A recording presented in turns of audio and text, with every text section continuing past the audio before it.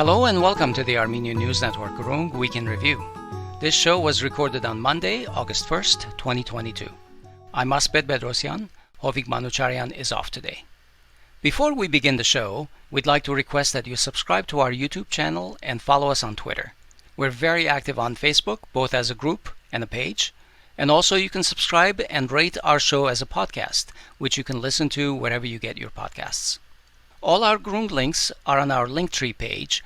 We'll make sure you can find that on all of our profile pages, so you can click on it and find us on all social media platforms. So if you like our shows, please share with your friends and follow us everywhere you are used to getting your news. That helps us a lot. Thanks, and on with the show. Here are the major topics we'll touch on today. We'll talk about the meeting of the heads of Russia, Turkey, and Iran in Tehran on July 19. Then we'll touch on the results of that meeting on the Turkish-Armenian normalization process. And we'll also touch upon the EU-Azerbaijan gas deal that was just signed by Aliyev and the European Commission head Ursula von der Leyen. To talk about these issues, we have with us Yeghia Tashjian, who is a regional analyst and researcher based in Beirut with expertise in China, Iran, and the Persian Gulf.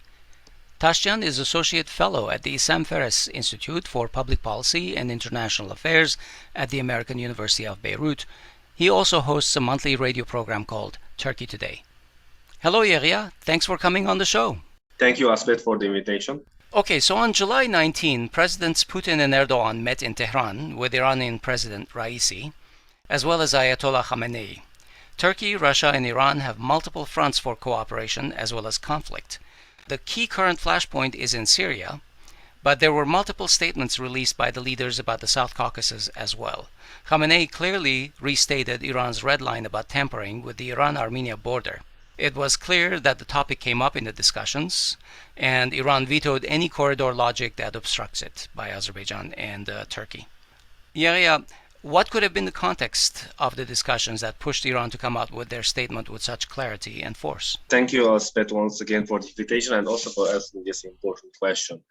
You said there were two important points where they have ramification on the region. The first one was related with South Caucasus, especially the Armenian-Iran border, and also the second one was related directly with Syria. When it comes to Armenia-Iran border, it was clear that the Iranian side, they mentioned both to President Erdogan and President Putin that the Armenian-Iranian border is a red line for Iran, and in case this border is changed or the geography is changed, then Iran will intervene. And also there was also some kind of legitimacy when the Iranian spiritual leader said that he talked about the thousands of years old border between Iran, and this is also provides some historical legitimacy for the Armenians. I think it is clear that any kind of corridor will not pass through Armenia, but what is being discussed between Armenia, Azerbaijan, and also with the Russians, that somehow the borders will be open on a later stage and there will be transportation roads. However, I think for the short time being, this is very difficult because as we see that Azerbaijan is leaking any border opening or any economic, transportation opening to the status of Nagorno-Karabakh. And this is very difficult because at this moment, any resolution for the status of Artsakh is not in favor of the Armenians. The second point is, of course, what is happening in Syria. As we know that there were reports, well-sourced reports, that Turkey was going to intervene in Syria against the Kurdish fighters. So it seems there was also another red line for the Iranians and the Russians because both are concerned that what they have achieved in Syria, everything will be pulled down if the Turks intervene again. Despite the fact that all the sides, they made clear that they want the Americans to be kicked out of Syria. Right. So what I assume that maybe in the future there will be a limited operation in order to minimize the American influence. However, it is very interesting that after 2 days, there was a message reflected in the Iraqi scene, and that was the attack on the Iraqi civilians in northern Iraq in Duhok. Now, there are two arguments here. The first argument is that the Turkish forces bombed the area. The second argument, which is also mentioned in Turkish newspapers, that it was an Iranian false flag in order to push the Iraqis against the Turks. And then after a few hours, we realized that somehow small pro-Iranian militias, they made a drone attack against Turkish base, killing 2 Turkish soldiers. So it seems that there is a Turkish-Iranian disagreement, especially on Syria, and this signal came through Iraq. Can you analyze some of the results of this Tehran 22 meeting for us? What are the specific successes and failures that you think each of the participants came away with?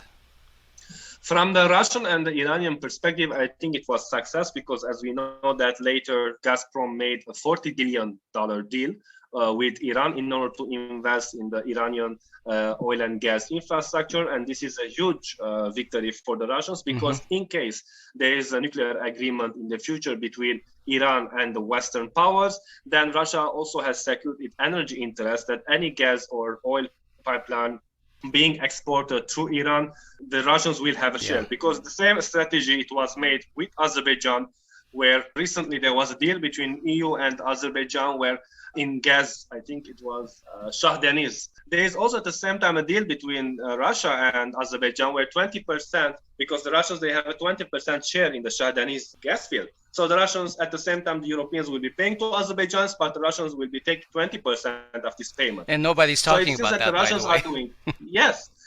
And so it seems that the Russians has made a similar deal with the Iranians, so that in case in the future the Americans or the Europeans will make a deal with the Iranians, the Russians will have also a share there.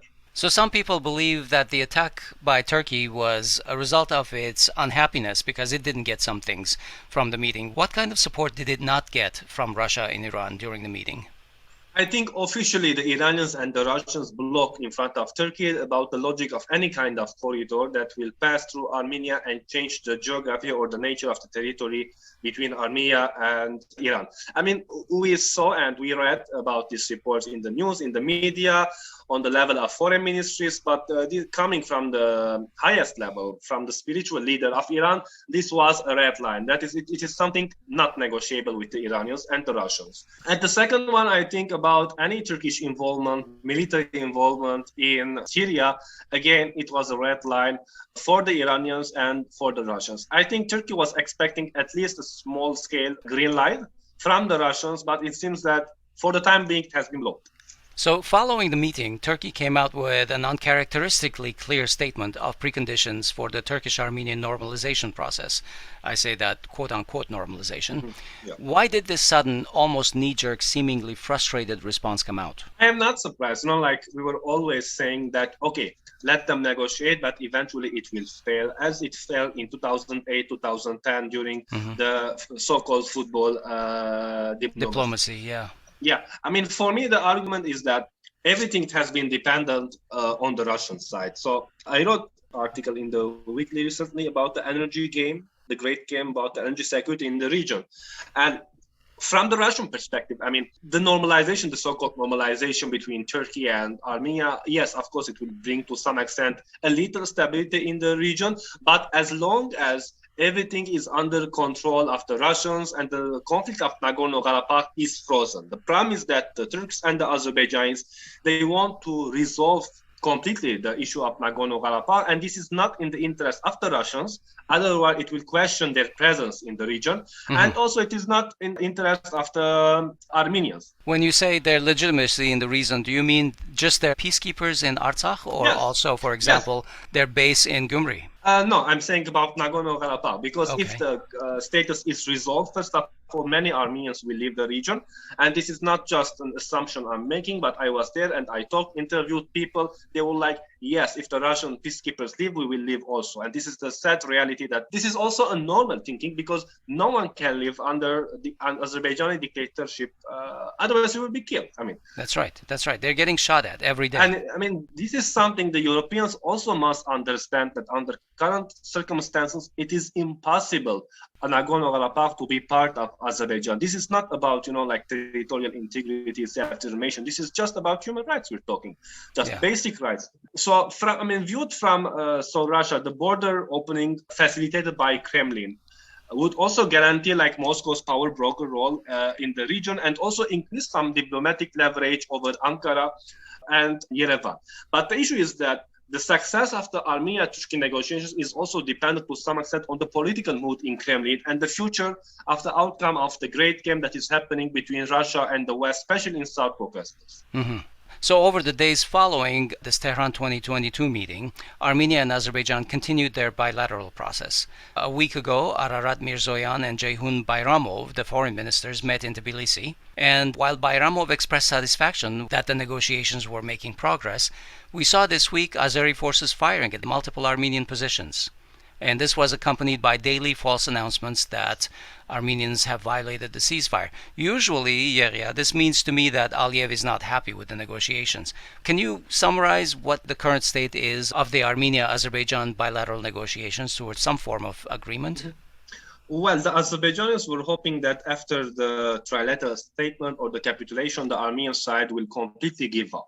I mean, honestly, I have a lot of reservations on Pashinyan's government, but at least they are somehow trying to maneuver, trying to take backup from the Russians and then from the West and then from the Iranians, and they are playing, or at least postponing the resolution of the status of Nagorno-Karabakh. Right. While Baku, or especially Aliyev, he needs immediate victory so that he can translate it on the ground, and later he demands the Russian withdrawal before 2025, where there is a deadline.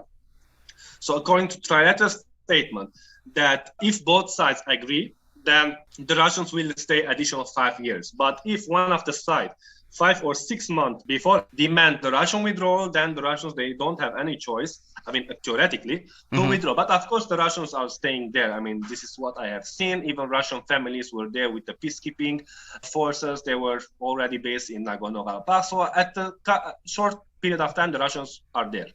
Regarding the negotiations, so I think what also the Armenian Security Council, the head of the Armenian Security Council, Armen Grigoryan, he announced recently that the Armenian side is ready to engage or sign a peace treaty with Azerbaijan, but excluding any discussion regarding the status of Nagorno-Karabakh. Right. They wanted to separate the two issues, yes. They said. I think this is a good strategy from the Armenian side, but of course, Aliyev definitely will not accept this. So this issue can be a side of maneuver from the Armenian side in order to postpone the negotiations, at least the outcome of the negotiations.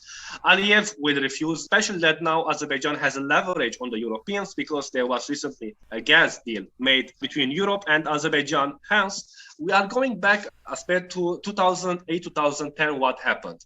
I think, again, Azerbaijan will use its energy card against the Europeans and the Turks. If you remember well, one of the reasons of the failure of the Zurich protocols, let's be honest and not be simplistic. It was not pressure coming from diaspora, as many people think. No, it was when Azerbaijan was very angry from the Turks because it felt that it was being betrayed by its big brother. So it sold its gas to the Gazprom instead of to the Turks and the Europeans. That is why the Nabucco pipeline project failed, and that is why also the Armenian-Turkish protocols during that time failed, because the Russians took advantage and they just bombed the Armenian-Turkish protocols. I think the same will happen now, that Azerbaijan will be very angry on the Europeans, and I will not be surprised that all this deal that happened between Europe and Azerbaijan will eventually fail, and it will be in the benefit of the Russians, and maybe all this scenario about the Armenia-Turkey negotiations will fail again. Are you talking about the deal that Ursula von der Leyen struck with Aliyev in Baku? Yes. Interesting. So you don't think that deal is actually going to go forward, where they double their output to Euro? Because it is also dependent on the outcome of Armenia-Turkey negotiations. I mean, Çavuşoğlu made clear that everything will go forward depending on the Armenia-Azerbaijan relations or negotiations. The issue is that there is no any positive outcome between Armenia and Azerbaijan negotiations. Hence, the same will happen with Turkey, unless if another war happens. But I don't think that Aliyev is that stupid to take very risky and engage in war, this time not against Armenia, but against the Russians. But I'm just not 100% sure exactly how that torpedoes the Azerbaijan-EU deal at a time when those guys, EU, is really trying hard to diversify their sources for energy. Yes, if Azerbaijan or Aliyev, he tries to export more gas to the Russians, and the Russians indirectly they sell it to the Europeans, then the Russians will be the one who are making more money, and eventually the Europeans will be once again dependent on Russia. That is, they are buying Azerbaijani gas, but indirectly as if they are buying from Russia. Right. With this kind of a deal, can you say if the EU can remain an impartial mediator between Armenia and Azerbaijan? EU is doing its best, but also let's be honest that EU doesn't care about the status of Nagorno-Karabakh or the 100,000 Armenians living there. That is why the Americans and the Europeans are pushing for any kind of resolution, or at least temporary resolution, regarding the status of Artsakh. And I think a few months ago, Pashinyan made also clear that the Europeans were asking to lower the status of Nagorno-Karabakh. Of course, this is not in the interest of the Armenians, since the Europeans are doing their best just in order to preserve their own interest and sacrifice the Armenian interest. Because similar things is now happening between Israel and Lebanon, where the Americans are trying to mediate between both sides, and the Lebanese are compromising a lot on their maritime border, and this is not in the interest of Lebanon, but eventually, because the Lebanese, they need very quick solutions so that their economy will take some oxygen. That is why they are engaging in more and more compromises. Right. Just a quick question.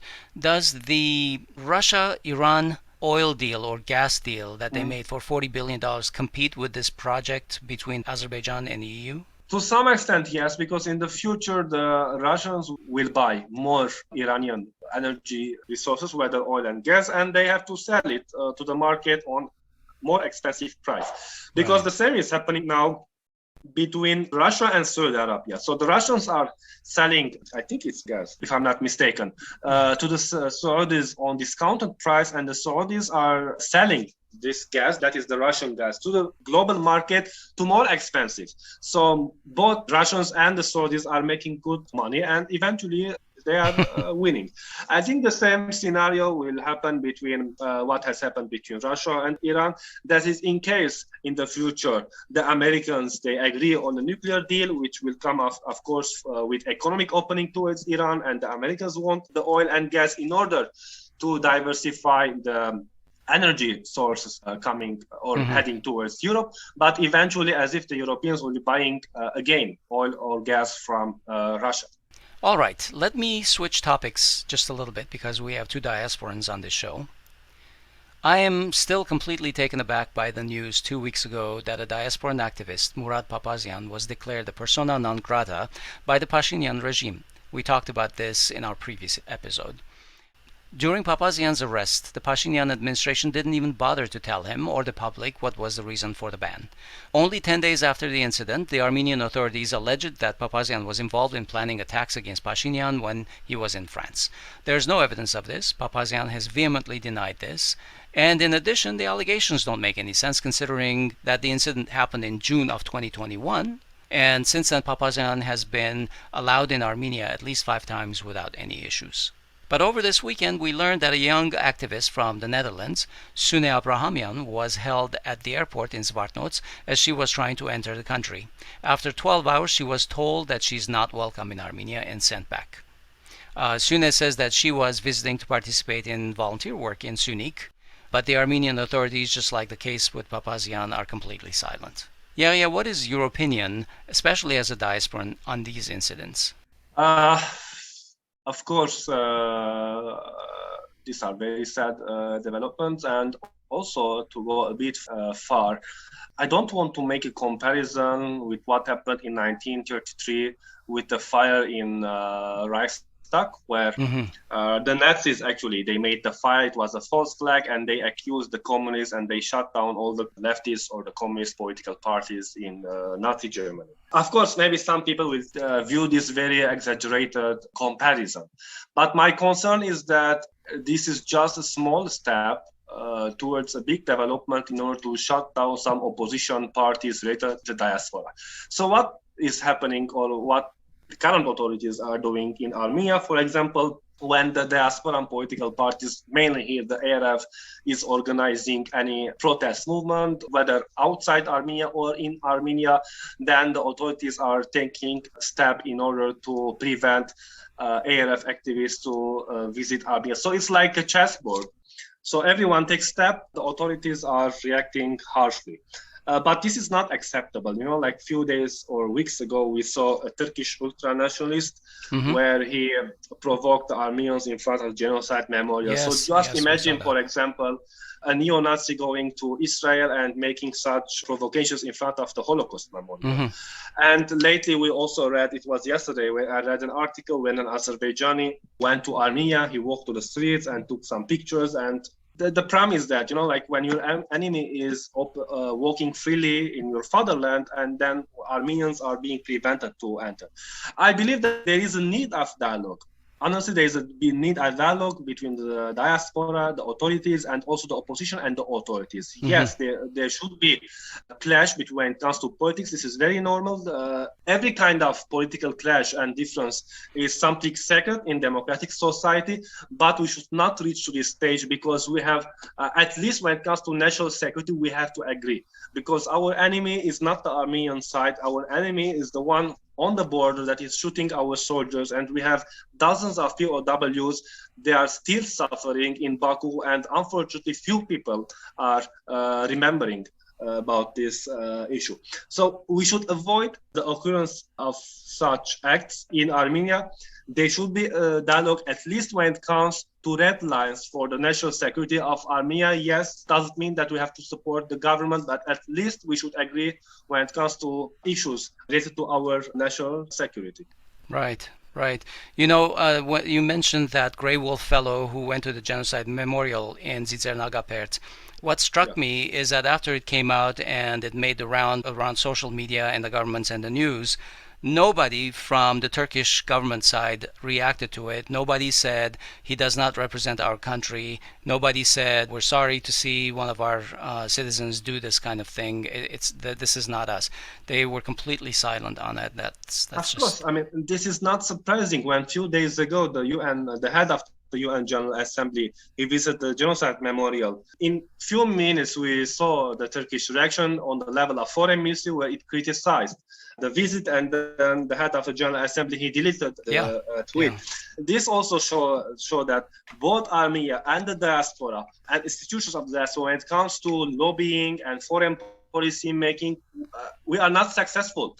Right. Because the problem is that for decades we have concentrated all our efforts in European and Western countries, while Azerbaijan and Turkey is concentrating and investing politically and economically in global South countries, that is Latin America, South Asia, and also Africa. I mean, let's not forget, for example, during the war, a lot of member states of the non-aligned movement, they supported Azerbaijan's resolutions in the UN, and this was not surprising. The problem is that many people in the foreign ministry of Armenia were surprised, but this is not surprising, because for decades, Azerbaijan was working where our side was only acting in European countries. Yeah. So these countries, Yeghia, Armenia, Turkey, Azerbaijan, all the other surrounding countries are neighbors with each other, and nobody's moving to another planet or anything. So they have to talk, obviously. But from a normalization conversation perspective, is Armenia having the right discussions, the right conversation in normalization? And is this the right time for us to have this? I always say that, yes, as you said, we are neighbors, whether we like it or not. This is the borders. It will not change for the time being. So we have to find a path so that we can discuss. It doesn't mean that we will be friends. It doesn't mean that we will reconcile, because this will not happen, because reconciliation, first of all, is related with diaspora and also on individual level. I will not reconcile with Turkey, even though if there will be diplomatic opening between both countries, because this is something else and reconciliation is completely some other thing. But however, yes, Armenia has to find a way in order to deal at least with Turkey, because maybe in the future this will minimize the possibility of war with Azerbaijan, because Turkey has a lot of leverage on Azerbaijan. But I'm not sure what way we have. I mean, the other way that a lot of people are saying that if the opposition comes to power, then we will negotiate with more stronger position. This cannot be very true, because first of all, we have to make a lot of military adjustments. We have to buy a lot of weapons to reshift the balance of power in South Caucasus, because at the moment it is not in our advantage, unfortunately. At the same time, whether the opposition or the current authorities or in the future of any government comes to power, the first thing it should do is to reset its relations with Russia and Iran, because these are our two regional countries One of them are our bordering neighbor, where the only salvation is to have good relations with these two countries in order to contain the pan-Turkist, let's say, policy of Turkey and Azerbaijan in the region. Now the government is also trying to engage with the Indians. I think this is very good because India can also be a future partner of Armenia, especially in the military sector.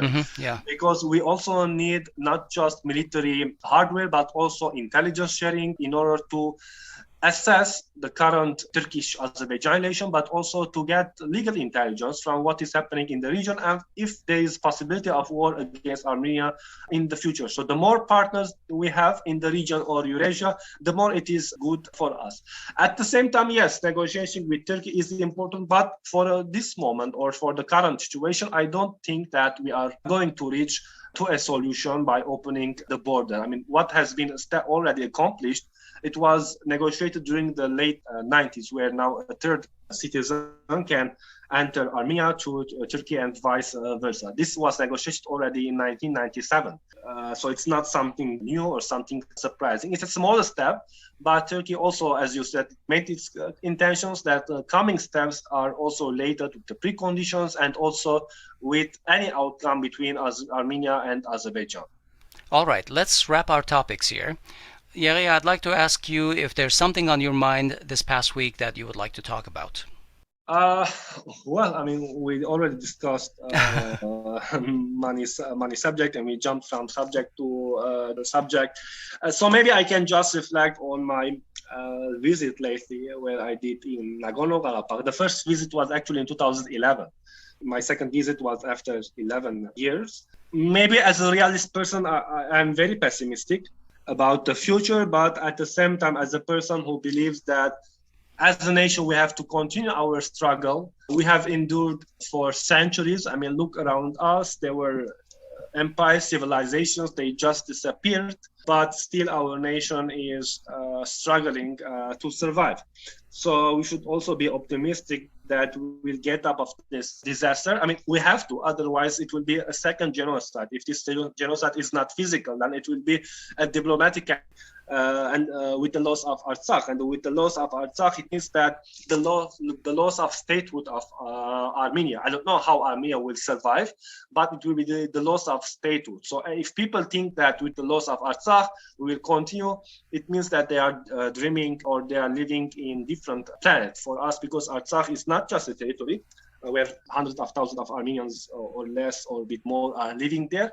It's about the backbone of our eastern border, and this has been proved in these 2 years where our borders is being attacked by Azerbaijan because we lost our first line of defense, which was Artsakh.